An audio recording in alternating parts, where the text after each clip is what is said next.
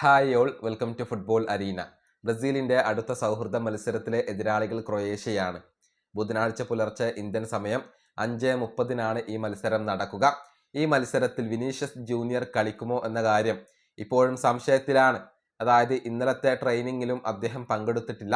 Carlo Ancelotti അദ്ദേഹത്തിന് വിശ്രമം നൽകുകയായിരുന്നു. അതുകൊണ്ട് തന്നെ വിനീഷ്യസ് ജൂനിയർ കളിക്കാൻ സാധ്യതയില്ല എന്നാണ് ESPN ബ്രസീൽ ഇപ്പോൾ റിപ്പോർട്ട് ചെയ്യുന്നത്. ഏതായാലും ബ്രസീലിന്റെ പോസിബിൾ ലൈനപ്പ് നമുക്കൊന്ന് പരിശോധിക്കാം. ഗോൾ കീപ്പർ ആയിക്കൊണ്ട് എഡേഴ്സൺ തന്നെയായിരിക്കും. റൈറ്റ് ബാക്ക് പൊസിഷനിൽ ഡാനിലോ കളിച്ചേക്കും. അതല്ലെങ്കിൽ റോജർ ഇബാനസ് അവിടെ കളിക്കാനുള്ള സാധ്യതകളെ നമുക്ക് തള്ളിക്കളയാൻ കഴിയില്ല. ലെഫ്റ്റ് ബാക്ക് പൊസിഷനിൽ ഡഗ്ലസ് സാന്റോസ് ആയിരിക്കും. ഇനി സെൻട്രൽ ബാക്കുമാരുടെ കാര്യത്തിലേക്ക് വരുമ്പോൾ ലിയോ പെരേര അവിടെ ഉണ്ടാകും. കൂടാതെ മാർക്കീഞ്ഞോസ് അദ്ദേഹത്തോടൊപ്പം ഉണ്ടാകും. അതല്ലെങ്കിൽ ബ്രമർ ഉണ്ടാകും എന്നാണ് അറിയാൻ സാധിക്കുന്നത്. മധ്യനിരയിൽ കാസിമിറോക്ക് സ്ഥാനം ഉറപ്പാണ്. അദ്ദേഹത്തോടൊപ്പം ആന്ദ്രേ സാന്റോസ് ഉണ്ടാകും. അതല്ലെങ്കിൽ ബോട്ടഫോഗോ താരമായ ഡാനിലോ മധ്യനിരയിൽ സ്റ്റാർട്ട് ചെയ്തേക്കും എന്നാണ് അറിയാൻ സാധിക്കുന്നത്.